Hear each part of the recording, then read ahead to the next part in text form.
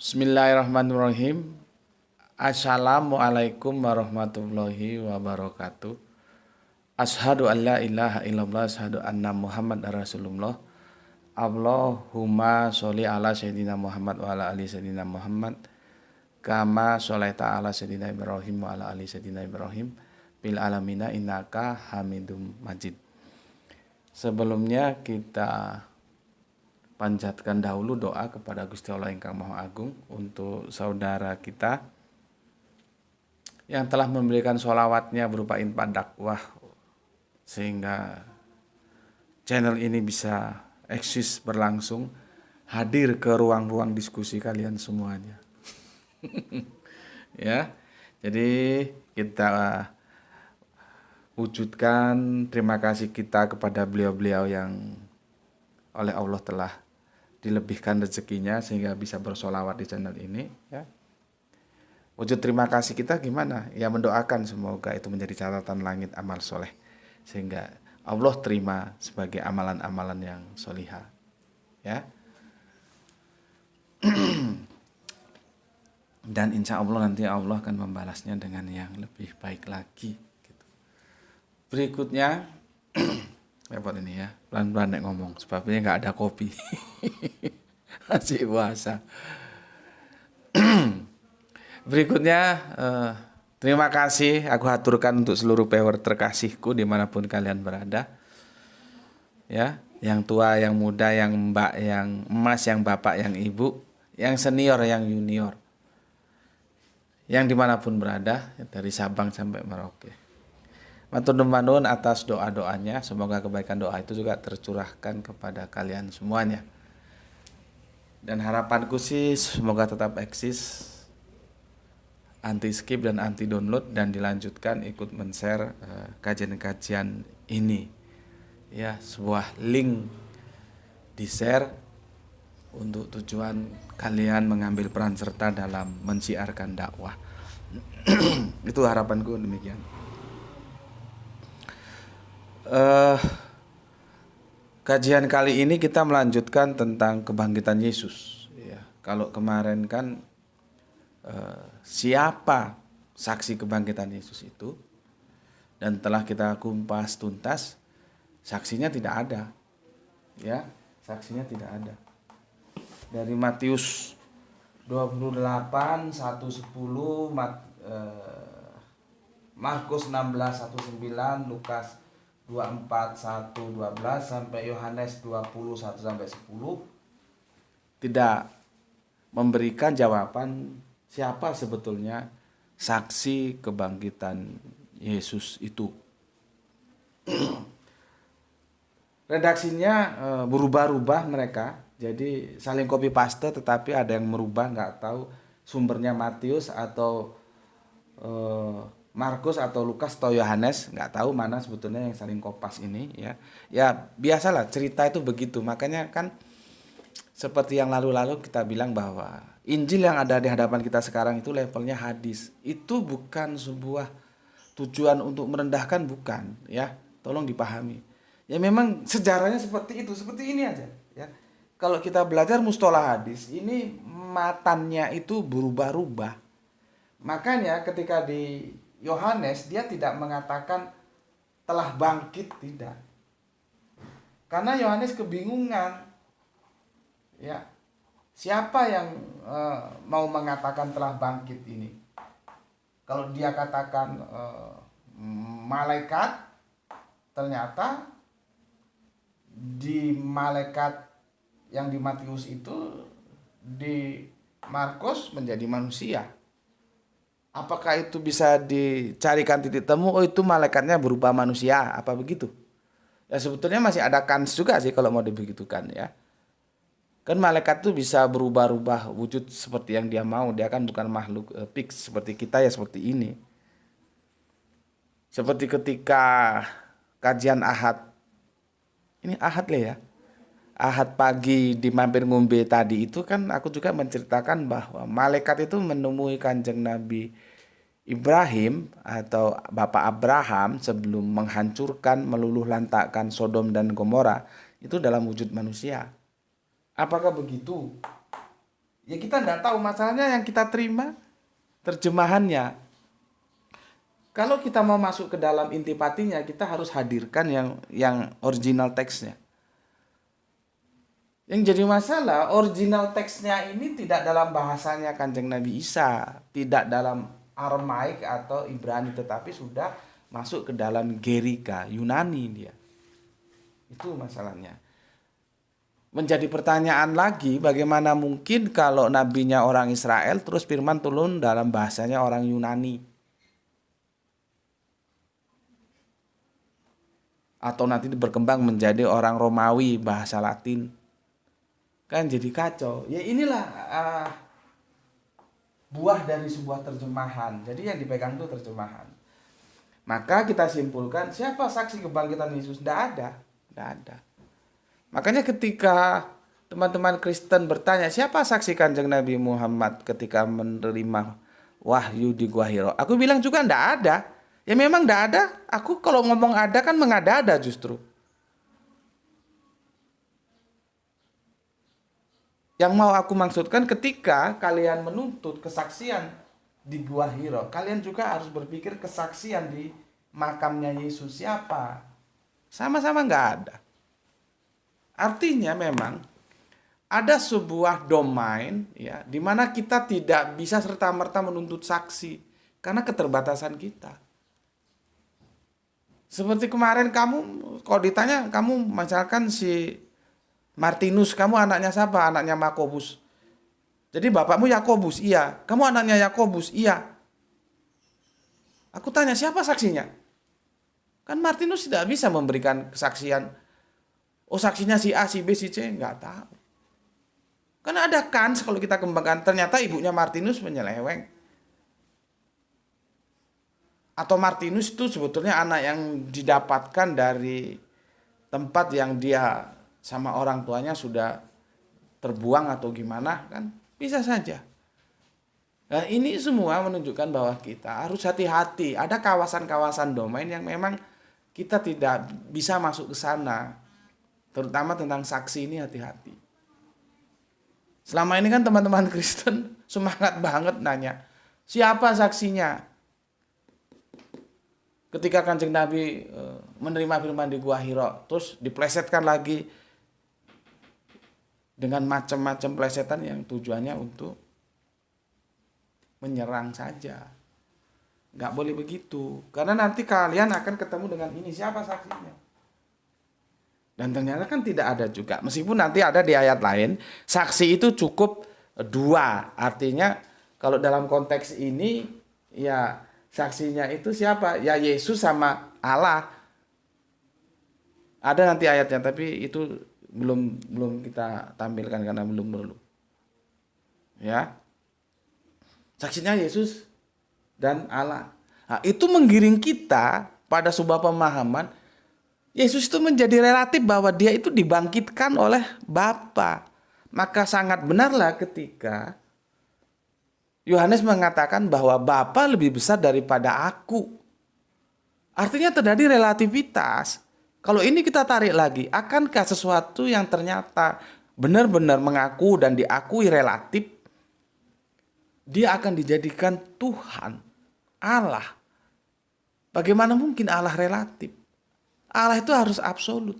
Dan dari peristiwa ini, karena Yesus itu dibangkitkan, bukan bangkit sakarepe dhewe, dia menjadi relatif terhadap Bapa. Anak itu relatif terhadap Bapa.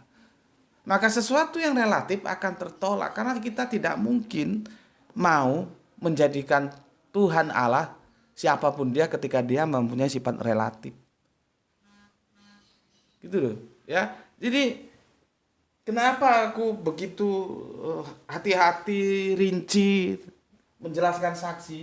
Ini nanti dia akan menjalar kemana-mana problematika yang bisa terjadi hanya karena saksi seperti yang aku jelaskan tadi. Nanti kan akhirnya dia kan bermuara bahwa Yesus bukan Allah. Gitu, ya. Jadi tidak ada saksinya, tidak ada. Ini bukan problem pertama. Problem awalnya sejak 3 hari 3 malam juga itu tidak terpenuhi. Gitu loh. Jadi ramalan atau nubuah yang dibangun oleh Matius 3 hari 3 malam dalam Injil karangannya itu tidak terbukti. Dikembangkan lagi ke kebangkitan, ternyata tidak ada saksinya. Ya, oke. Aku minta teman-teman semuanya, terutama Kristen, benar-benar memfokuskan perhatiannya. Ini ranah kita diskusi, ya. Kalau Anda mau berkomentar, silahkan berkomentarlah yang baik, ya. Tentunya akan mendapatkan tanggapanku khusus untuk komentar yang itu secara akademis dan baik. Ada memenuhi nilai-nilai etika.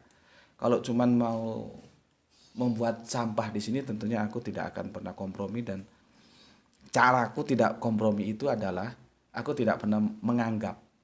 Nggak tak reken kata orang Jawa. Ya memang benar nggak tak hapus, nggak tak delete. Aku kan bisa sebetulnya delete. Apa sih sulitnya delete? Tapi nggak aku akan delete. Supaya nanti publik tahu ketika membaca mana yang berpikir pakai otak, mana yang hanya ngomong aja. Ngomongnya kotor lagi.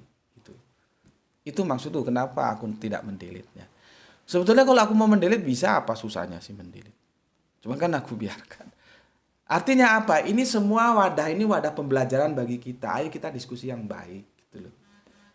Sebagai orang yang mengaku punya agama harusnya ya diskusinya baik, tidak menghujat gitu. Dan ini aku tekankan karena ini nanti sensitif ini, ya. Sensitif. Maka kajian kita saat ini, dan ini memang orang-orang khusus yang suka kajian seperti ini. Bayangkan tadi kita unggah itu belum signifikan anunya. Powernya. Yang kemarin juga belum signifikan. Hari ini aku sudah unggah lagi. Itu artinya apa? Aku masa bodoh. Mau signifikan nggak signifikan itu menjadi pertimbangan tentang power, tapi bukan satu-satunya. Buktinya sekarang aku sudah unggah lagi. Jadi biar tersaring, yang mau kesini itu memang yang niatnya mau belajar. Mau beragama itu berdasarkan pengetahuan, bukan pokoknya. Kalau pokoknya itu satpam itu, bukan orang beragama. Satpam itu kalau sudah jam kantor tutup, katakanlah pukul 5 ya, atau pukul 6 ya, kantor tutup, siapapun tidak boleh masuk. Misalkan tasmu tertinggal, kamu mau masuk kantor, satpam bilang pokoknya, ini sudah jam 5, pokoknya sudah jam 5 siapapun tidak boleh masuk. Karena saya ditugaskan untuk itu. Nah itu kerja satpam. Ya. Sementara kalian itu kan bukan satpam. Satpam memang tidak pakai otak. Dia tidak perlu otak karena dia akan bekerja berdasarkan instruksi yang dia terima, ya sudah itu dia lakukan. Peraturan di kantor jam 5 tutup, semua karyawan tidak boleh masuk. Mbok sampai mampus pun karena sudah itu yang diterima sebagai tugas oleh satpam, siapapun tidak boleh masuk. Pokoknya, karena sudah pokoknya itu. Lah kita beragama kan masa mau main pokoknya seperti satpam itu. Ya enggak dong ya. Kita harus mengoptimalkan otak kita. Makanya aku mengusung seperti kata teman kita di Gresik, Islam rasional. Beragama secara rasionalitas. Bukan pokoknya atau cari ini. Bukan. Sejauh itu bisa kita tempuh. Karena nanti ada kawasan-kawasan religius yang kita tidak mampu menempuh. Seperti surga, neraka itu kita tidak mampu. Bagaimana nanti cara mengimaninya? Ya nanti kita bicarakan di lain waktu ya. Oke. Maka tajuk kajian kita kali ini tentang kebangkitan sebagai core-nya kebangkitan ya. Nih, core-nya kebangkitan. Kalau kemarin saksinya siapa? Terjawab tidak ada. Ya. Kalau teman-teman Kristen mengatakan ada, silahkan hadirkan. Karena dari referensi yang aku baca, dari tulisan-tulisan entah itu paper entah itu apa, katanya Maria Magdalena, ternyata enggak. Karena ada keterangan waktu, tempusnya itu dijelaskan telah. Berarti kan sudah bangkit ketika Maria Magdalena ketemu dengan Yesus. Karena ada telah bangkit gitu loh, ya. Artinya ketika bangkit Maria Magdalena tidak tahu. Ya. Oke, ini sudah selesai ya. Core kita masih tetap kebangkitan Yesus. Sekarang ini tentang kebangkitan Yesus, ininya aku ganti ya. Ini nanti seri 2 lah ya. Tetap dalam satu playlist ya, supaya nanti mas-masnya gampang ya. Ya, chordnya tetap kebangkitan Yesus, ini seri 2. Seri 2 ya. Sekarang pertanyaannya, kebangkitan Yesus dalam kurung jasmani atau rohaninya yang bangkit?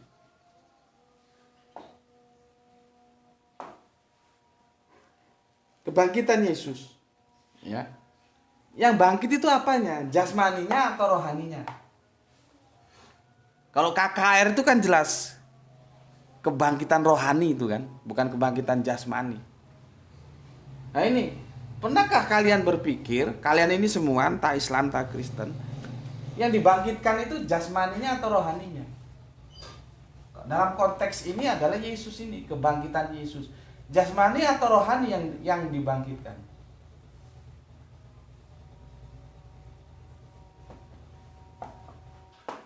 Supaya kalian ngerti beragama itu dengan mengembangkan rasionalitas yang ada.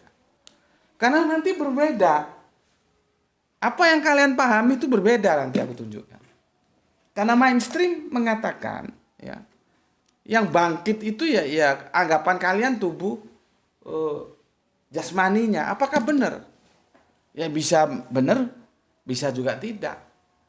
Oh, yang bangkit itu rohaninya. Apakah benar? Ya maybe yes, maybe no, maybe right, maybe wrong. Lah untuk mencari jawabannya supaya tidak maybe yes, maybe no, ya kita kembali ke sini. Ya, ke Alkitab ini. Jangan kesusu mengiyakan tulisan para pendeta, apologet, bapak-bapak gereja, enggak. Kembali aja ke sumber aslinya ini. Ya, Yesus itu dibangkitkan tuh secara jasmani atau rohani.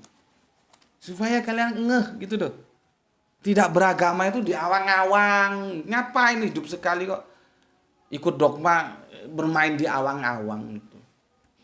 Ya. Oke, karena ini sudah masuk waktu asar, aku mohon waktu sejenak, nanti kita lanjutkan. Aku mau sholat asar berjamaah dulu ya, Telanggar, dan nanti setelah itu kita lanjutkan. Bismillahirrahmanirrahim. Alhamdulillahirabbil alamin. Bismillahirrahmanirrahim. Alhamdulillahirabbil alamin. Ya, kita lanjutkan lagi setelah tadi jeda sejenak menunaikan sholat asar berjamaah ya. Jadi seger baru wudu kena air seger ya. Sebelumnya aku berikan dulu penjelasan supaya tidak terjadi nanti confuse atau kebingungan berpikir ya. Khususnya untuk teman-teman Kristen. Itu begini, di dalam Al-Quran itu dijelaskan tentang penyalipan. Jadi historical penyalipan itu tidak ditolak oleh Al-Quran. Ya, diterima. Yang dibantah Al-Quran itu adalah objek penyalipannya. Maka siapa yang disalib, itulah yang menggunakan diksi suibalahum. Suiba itu subhat. Subhat itu artinya tidak jelas halal dan haramnya, remang-remang atau disamarkan. Banyak artian subhat itu ya. Yang dalam edisi surat An-Nisa Al-Quran itu suibalahum itu bisa diterjemahkan diserupakan itu ya. Dan dinyatakan mereka tidak membunuhnya dan tidak menyalibnya itu. Yang dibantah oleh Al-Quran itu objek, bukan peristiwa historical penyalibannya. Ya. Jadi aku berbicara di sini dalam konteks perspektif kekristenan, Yesus. Objeknya itu Yesus. Karena kerangka berpikir Kristen kan yang disalib Yesus. Tentunya kalau kami menggunakan kerangka berpikir Islam, yang bangkit itu ya bukan Yesus. Karena yang disalib itu bukan Yesus. Jadi komparasi itu mohon dipahami dulu ya. Sehingga kalau aku berbicara, kalian tahu ini Gus Peti berbicara dalam perspektif Islam atau Kristen gitu. Ya. Oke, aku lanjutkan. Pernahkah kita berpikir kebangkitan Yesus sebetulnya itu kebangkitan jasmani atau rohaninya? Atau jasmani dan rohaninya? Itu kan menarik kita diskusikan. Karena apa? Dari sini nanti kita akan tahu sebetulnya setelah peristiwa penyaliban itu bagaimana cara pandang kita terhadap Yesus itu sebetulnya bagaimana. Apakah dia harus dipandang menjadi sesuatu yang historikal, benar-benar terjadi, atau dalam, kalau di buku itu dijelaskan mistis, ya, mistis. Jadi tidak historikal dia, ya. Ya kalau sudah mistis itu bagaimana mau di mistikal, ada yang menggunakan istilah mistikal. Bagaimana mau dijadikan sebuah yang empiris, tidak bisa, ya, tidak bisa. Kan itu menarik, ya. Bicara apakah Yesus itu dibangkitkan, yang bangkit itu jasmaninya atau rohaninya. Tentunya dalam pandangan Kristen secara mainstream itu rohaninya, ya. Jasmaninya. Tapi apakah benar demikian? Apakah itu didukung oleh Alkitab? Ya. Terus bagaimana pendapat Paulus? Sebelumnya aku cerita dulu beberapa puluh tahun yang lalu ketika aku dakwah di Kalimantan di Samarinda itu, kan markasnya di Jalan Biawan nomor 11 di kota Samarinda itu, ya. Kebetulan di sana yang menjadi katakanlah PR public relationnya Arimatea cabang Samarinda itu kan dosen kedokteran di Unlam. Aku habis ngisi kajian waktu itu, ngisi kajian di sekolah apa gitu aku lupa, ya, SMA sepertinya apa begitu. Aku diajak jalan-jalan sama almarhum Dokter Rusdi. Jadi dia dokter, ketika ngambil doktor ke sini wafat di sini karena leukemia. Sepertinya dia sudah memang mendapat catatan tentang adanya gangguan leukemia, ya. Aku diajak ke kampusnya di Unlam itu, dan dia megang kuncinya itu segini. Kunci kampus itu segini. Kuncinya ruang-ruangan itu segini, dan dia menunjukkan, ini Pak, semua ruangan saya yang pegang. Dan aku dimasukkan ke lab, lihat ruang-ruang kuliahnya itu semua kursinya masih baru. Kursinya masih baru, artinya belum dipakai. Karena apa? Fakultas kedokteran masih baru. Fakultas kedokteran masih baru, dosennya masih terbatas. Makanya kepercayaan itu dipegang penuh oleh almarhum Dr. Rusdi ini, yang semoga Allah merahmati dalam tidur panjangnya. Ya. Pada saat itu aku berpikir, ya, biasalah ya, orang susah itu cenderung mengadakan kontemplasi dalam kehidupan. Ya Allah, seandainya aku kedokteran, kan aku tinggal ngomong aja sama Dokter Rusdi, jelas aku langsung masuk ngajar di sini, dan jelas tidak sesuatu yang sulit. Bila masuk itu langsung menduduki kursi, paling tidak kajur lah, atau bisa di atas kajur justru. Karena masih baru, tenaga pendidiknya itu masih terbatas. Jadi seperti itu, karena suasana baru kan mudah, ya, semua masih dibutuhkan. Cuman kembali lagi aku berpikir, sayang aku ini teknik bukan kedokteran gitu loh. Kalau kedokteran kan aku tinggal ngomong sama Dokter Rusdi, dia langsung recommended karena dia yang dipercaya di Fakultas Kedokteran saat itu. Ya itulah perjalanan kehidupan. Kalau belum rezeki, belum nasib, sulit. Kita hanya bisa berusaha. Kalau sudah sampai di tapal batas, biarkan takdir dan doa bertarung di langit. Begitu juga payword itu sepertinya seperti itu, ya. Kita hanya bisa berusaha, hasilnya payword itu sudah hasil, itu di luar kendali kita. Nanti kapan-kapan kita bahas, karena itu bisa menjadi motivasi yang aku sampaikan ke kalian supaya kalian bisa bersemangat dalam hidup, ya. Kan ini jumlah paywordnya turun ini, ya, tidak signifikan, tapi aku tetap aja memberikan kajian itu secara rutinitas sebagaimana mestinya, ya. Oke, yang perlu aku sampaikan, ketika aku dan dia berdua di ruangan, nggak tahu asalnya bagaimana kok kita mendiskusikan kematian, gitu loh. Dokter Rusdi jawab, aku bertanya. Begitu juga sebaliknya, kalau aku yang bertanya, Dokter Rusdi yang menjawab. Jadi saling tanya, saling jawab, gitu, saling diskusi lah. Dia tanya, sebetulnya apa sih kematian itu? Ya. Maka aku jawab sebisa-bisaku, ya kematian itu berpisahnya ruh dari jasad gitu. Meskipun aku kalau untuk menjelaskan ruh itu apa, ya aku agak sulit juga. Dan akhirnya aku dibawa ke kerangka berpikir saintis. Kalau itu kan bukan saintis, teologis itu, ruh dan jasad berpisah itu ya. Aku diajak berpikir begini, apakah benar kematian itu ketika reaksi-reaksi dalam tubuh itu sudah tidak ada yang menunjukkan kehidupan? Itu benar nggak gitu? Aku bilang, wah gimana ya, aku ini bukan orang kedokteran jadi nggak bisa jawab gitu. Terus dia bilang nggak benar. Karena ketika jasad itu sudah menjadi jenazah atau mayat, itu dia bilang tetap ada reaksi, tetap terjadi reaksi kimia di dalam tubuh si jasad itu.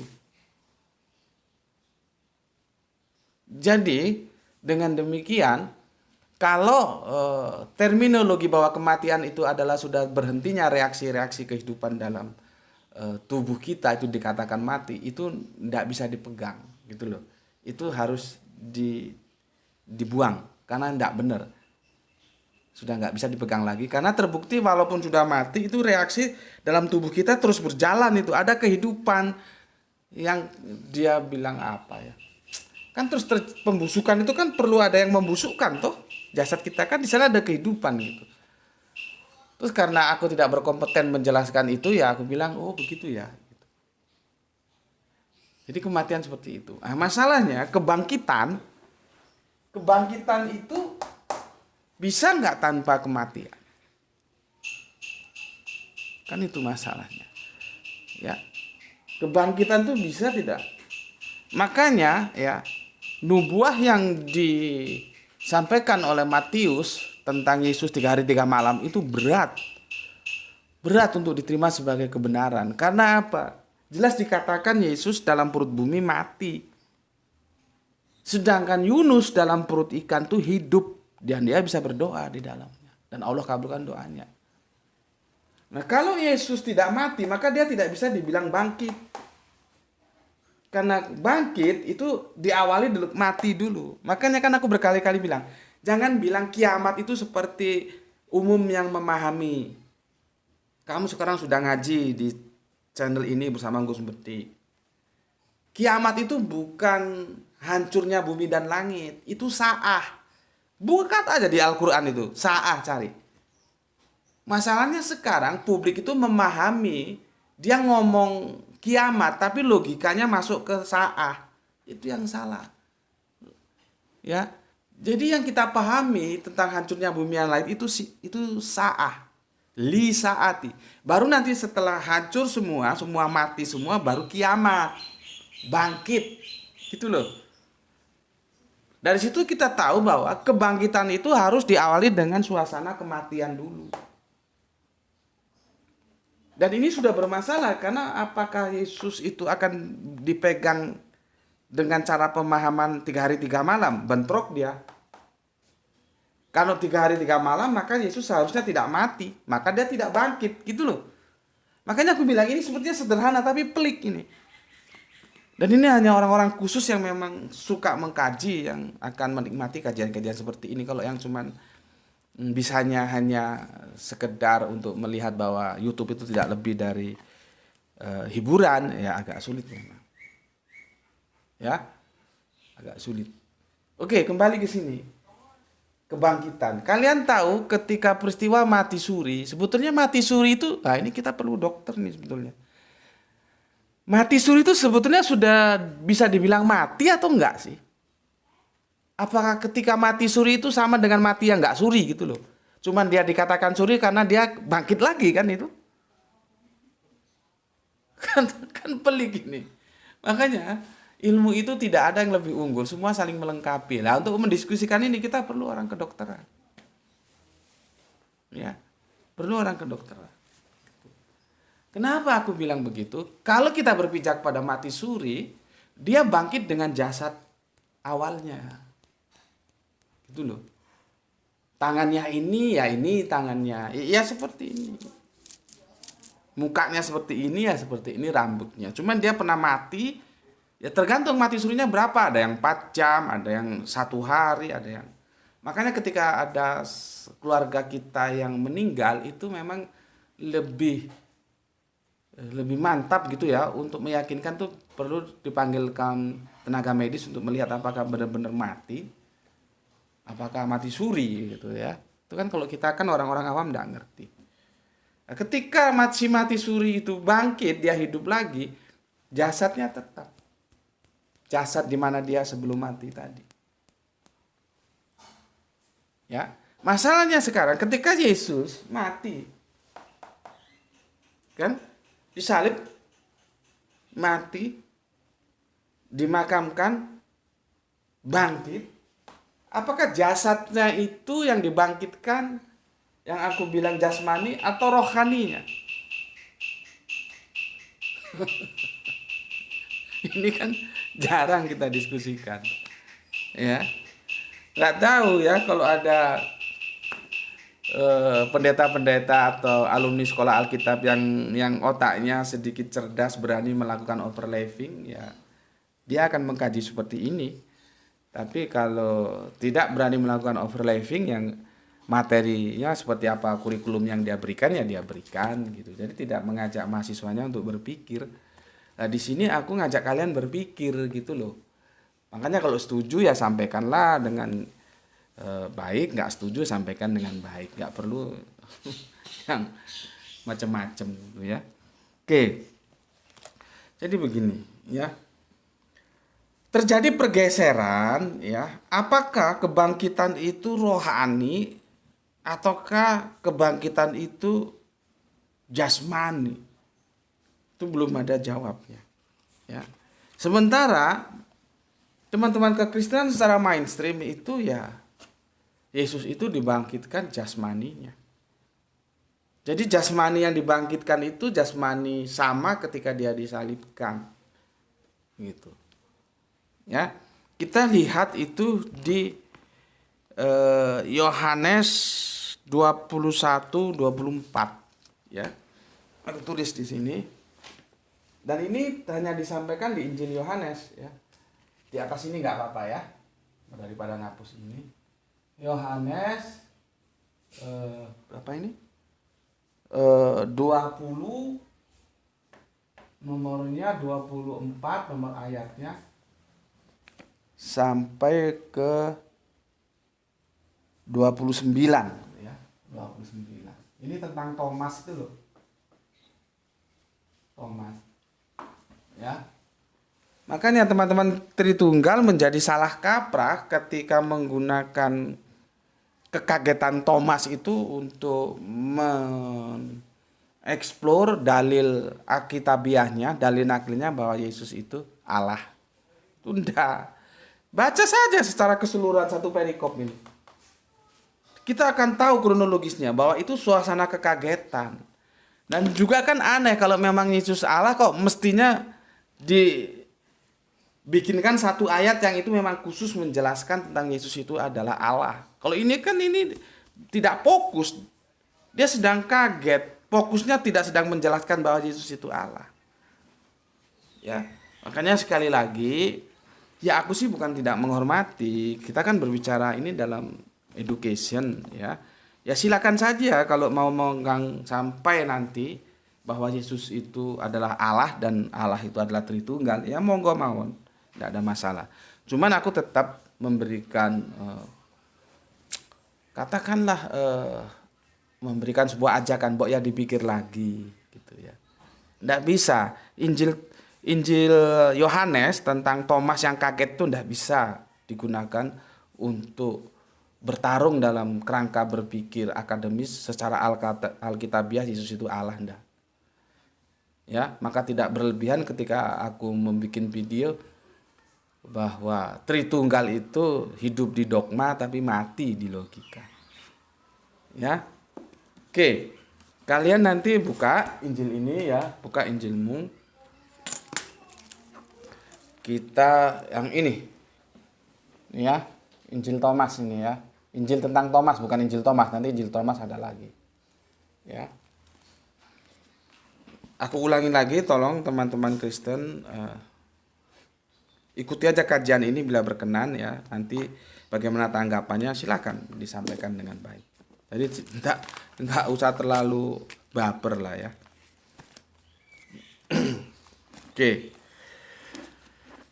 Kita coba kita kaji. Ayat ini terdiri dari 24 sampai 29, berarti 5 ayat. Kalau kita lihat, kalau kamu baca secara sekilas, di dalamnya tidak terjadi kontradiksi karena otakmu tidak bekerja dengan maksimal.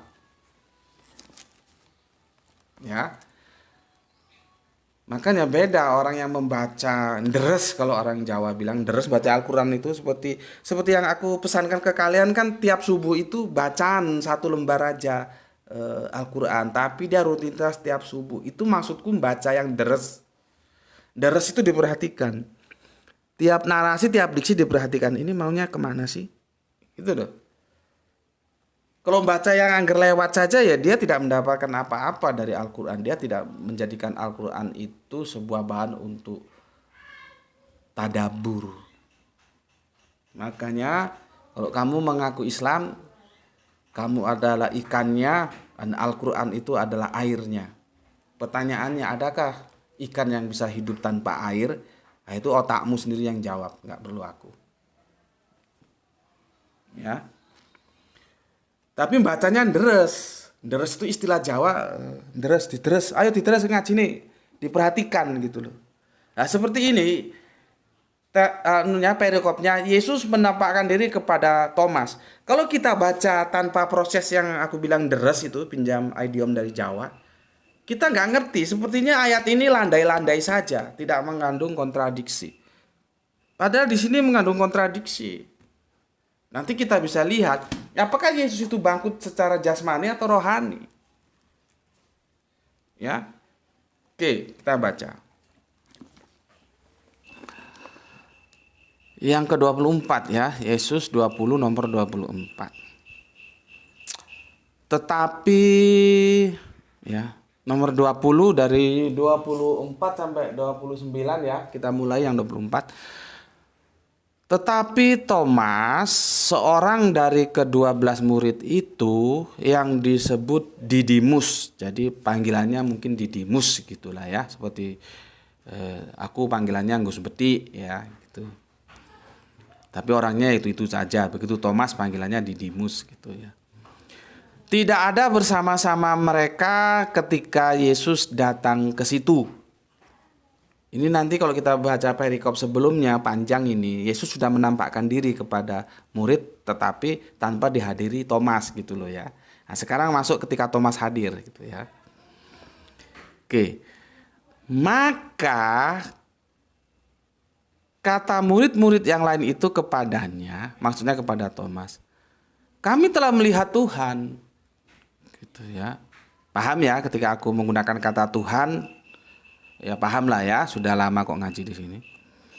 Bukan berarti dia Allah ya. Tetapi Thomas berkata kepada mereka, sebelum aku melihat bekas paku pada tangannya, berarti bolong ya, tangannya Yesus, bekas paku ya. Thomas bilang begitu. Sebelum aku lihat bekas paku pada tangannya, dan sebelum aku memasukkan jariku ke dalam bekas paku itu, dan mencucukkan tanganku ke dalam lambung Yesus kan ditombak gitu ya. Ya. Sekali-kali aku tidak akan percaya. Jadi 12 murid minus siapa yang pengkhianat itu? Yudas, berarti tinggal 11. Yang 10 itu sudah ketemu Yesus dari kebangkitan, sudah melihat. Maka dia cerita kepada yang satunya, yang 11, yang Thomas ini, dia sendiri belum pernah. Maka ketika dia diceritain kami sudah ketemu Tuhan, Thomas bilang, aku nggak percaya. Karena apa? Kabar sudah santer Yesus mati, bagaimana kok mau ketemu Tuhan? Itu loh yang dimaksud ayat ini. Makanya Thomas berkata, sebelum tanganku ini aku cucukkan ke tangannya Yesus yang bekas paku dan ke lambungnya yang bekas ditombak, aku nggak percaya, katanya Thomas. Ya, jadi jelas ini Ini supaya teman-teman Kristen tidak lagi menggunakan ayat ini sebagai argumentasi bahwa Yesus itu Allah. Enggak, ya. Cuman itu sisi lain lah ya, yang sudah pernah kita bahas. Kita fokus ke masalah kebangkitan ini. Oke. Dan 8 hari kemudian, ya, setelah Thomas bilang aku nggak akan percaya, ya. 8 hari kemudian murid-murid Yesus berada kembali dalam rumah itu dan Thomas bersama-sama dengan mereka. Ya kita nggak tahu di rumahnya siapa, tapi dijelaskan di rumah itu. Artinya begini, teman-temannya itu bilang sama Thomas, kami ketemu Tuhan di rumah ini misalkan. Ya. Thomas tidak percaya sebelum aku mencucukkan ini jemariku ini kepada tubuh Yesus tadi. 8 hari setelah itu mereka kumpul lagi di rumah itu bersama Thomas. Ya. Oke. 8 hari kemudian murid Yesus berada kembali dalam rumah itu. Kita nggak tahu ini rumahnya siapa, rumahnya si Yakobus atau si siapa, nggak dijelaskan ya. Dan Thomas bersama-sama dengan mereka. Nah, ini yang penting kamu garis bawahi. Ini namanya deres. Diperhatikan kalimatnya. Sementara pintu-pintu terkunci, Yesus datang dan ia berdiri di tengah-tengah mereka dan berkata, damai sejahtera bagi kamu. Pintunya terkunci loh ya. Kalimatnya jelas. Sementara pintu-pintu terkunci, Yesus datang. Bukan Yesus datang, pintu terkunci. Bukan.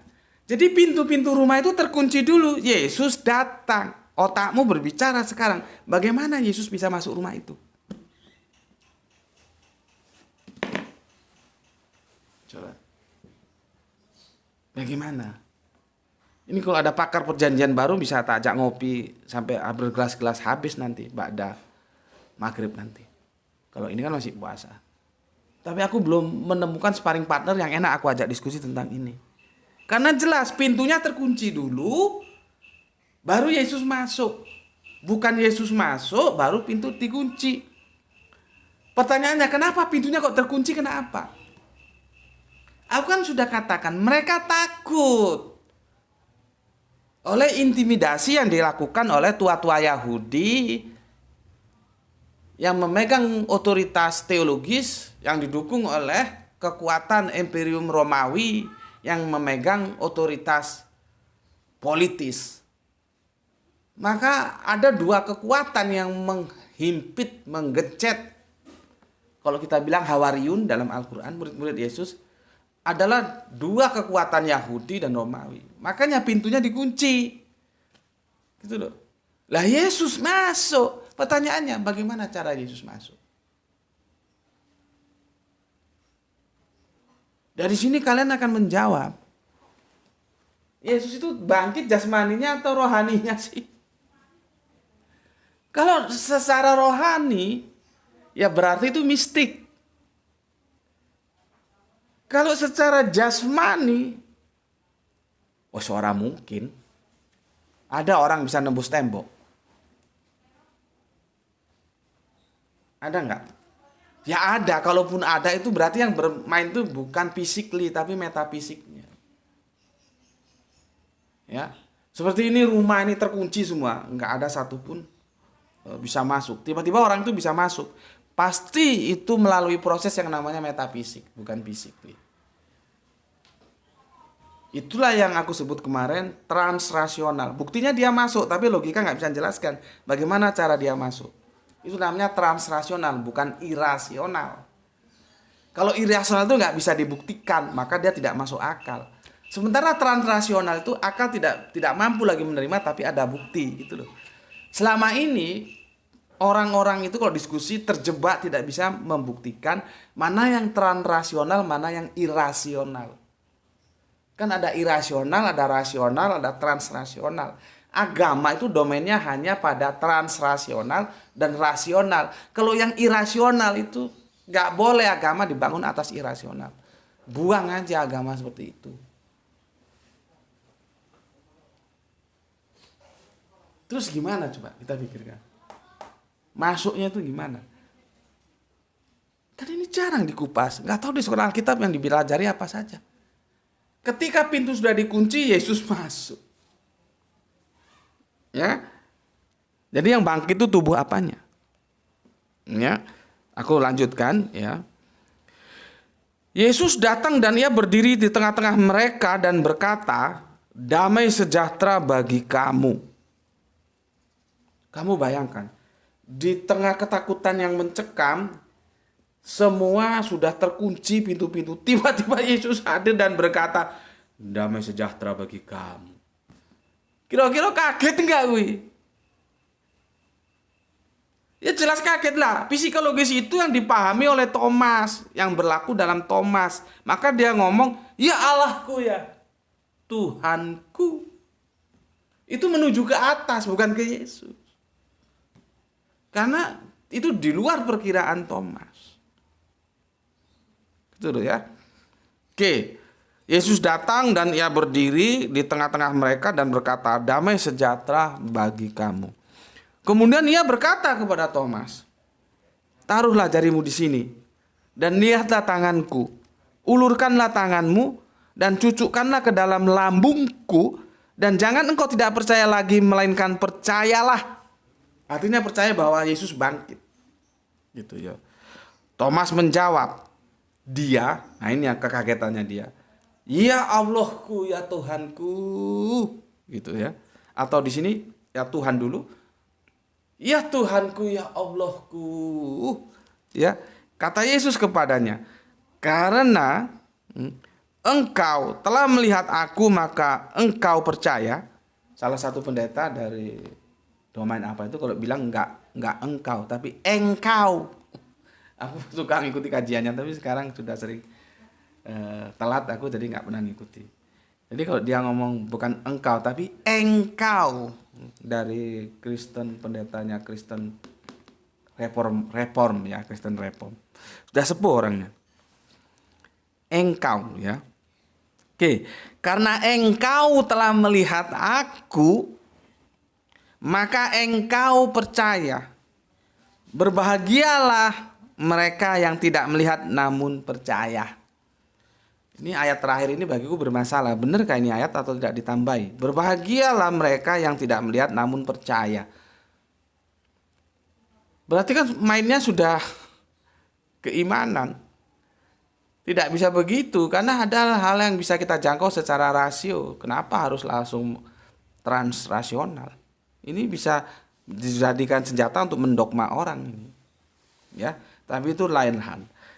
Kita ceritakan. Yang perlu kita kutip di sini ya.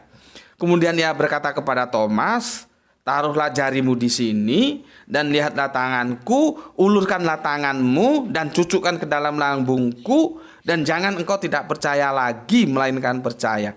Dan Thomas percaya. Dia bilang, Thomas menjawab, Mas Yesus ya, "Ya Tuhanku, ya Allahku." Gitu. Maka dijawab Yesus, kata Yesus kepadanya, "Karena engkau telah melihat aku, maka engkau percaya." Ya, yang ditambahi, berbahagialah mereka yang tidak melihat namun percaya. Tapi apa yang mungkin tidak melihat terus bisa percaya itu lah? Apanya yang dipercaya nggak dilihat? Ini perlu dikritik ini. Kita kritisi ini benar atau ditambahi ini. Karena tidak bisa. Murid-murid yang lain itu yang cerita sama Thomas itu melihat dulu, bukan tidak melihat. Baru dia percaya. Meskipun melihatnya tidak sedetail Thomas, karena Thomas menuntut, "Cucukkan tangannya, cucukkan ke lambungnya." Dari itulah parameter yang digunakan itu physically. Ya, physically. Karena apa? Thomas kan nuntut bekas paku, berarti kan jasadnya fisik, ya, jasmani berarti ya. Lambung itu kan jasmani ya. Podo enggak? Kalau ternyata bekas pakunya ada, lambungnya bekas ditikam ada, Thomas percaya, dan akhirnya Thomas percaya. Itu menunjukkan kita untuk memahami yang bangkit itu adalah jasmaninya. Ya. Mana yang merah? Sebentar. Jasmaninya. Dan ini memang dipahami begitu oleh mayoritas, oleh mainstream kekristenan. Sementara kalau kita lihat di awal atasnya, ketika kunci itu sudah ditutup rapat pintunya, Yesus bisa masuk. Itu pertanyaan yang tidak bisa dijawab secara rasional. Itu mistikal. Berarti rohaninya. Itulah yang aku bilang. Ya, perikop ini sepertinya ayatnya biasa-biasa saja. Iya, kalau kita tidak deres, tidak memperlakukannya sebagai sesuatu yang kita teliti. Tapi kalau kita teliti, terjadi di sini adalah sebuah pertentangan di mana satu sisi menjelaskan bahwa Yesus itu bangkit secara rohani, tapi salah satu sisi bangkit secara jasmani. Mana yang benar? Jasmani atau rohani? Udah berapa lama nih?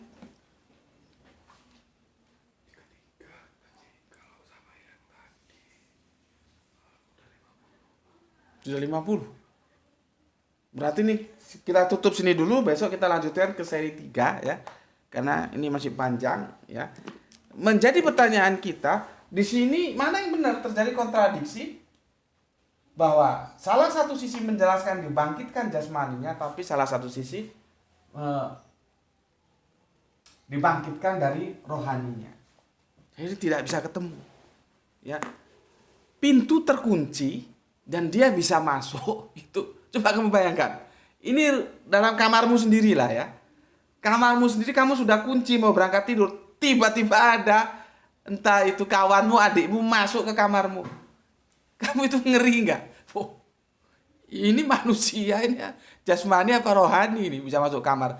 Padahal kamarnya dikunci. Kamu nggak menjerit aja sudah bagus itu. Itu yang diceritakan dalam ayat ini ya. Artinya kalau kita berpegang di situ itu mistikal. Dia berbicara dalam perspektif rohani. Namun kemudian ketika ada tuntutan yang disampaikan oleh Thomas itu merujuk pada yang jasmani. Dia historikal, tidak mistikal. Artinya sesuai dengan konteks sejarah, Yesus disalib, mana tempat pakunya ada, mana lambung yang tertikam juga ada. Nah, dua ini tidak ketemu. Cuman ada satu teori yang tidak ketemu itu bisa dirukunkan, bisa diketemukan. Jadi tidak harus yang berdiametral itu tidak ketemu.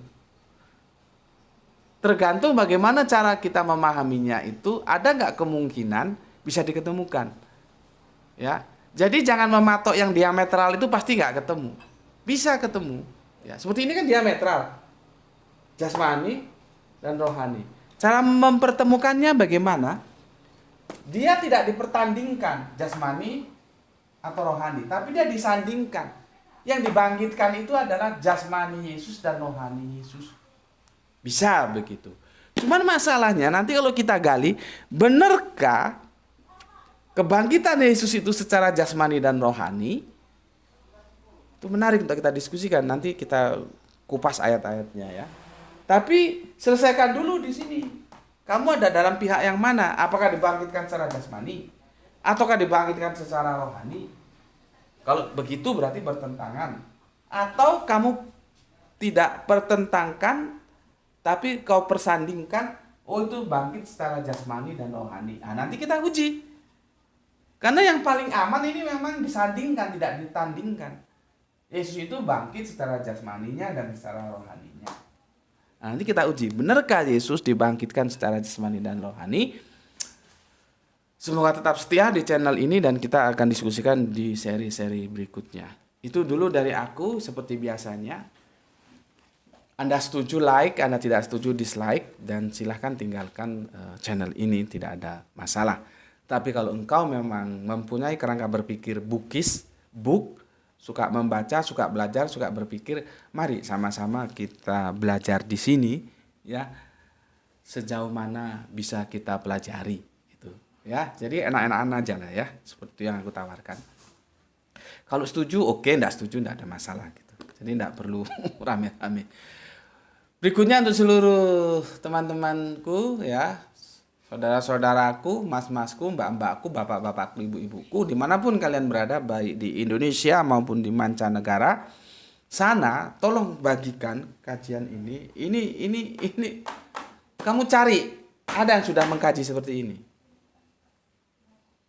ini jarang orang tahu. Kalau kita mau mengkaji kebenaran sesungguhnya, maka karena aku tidak populer, maka aku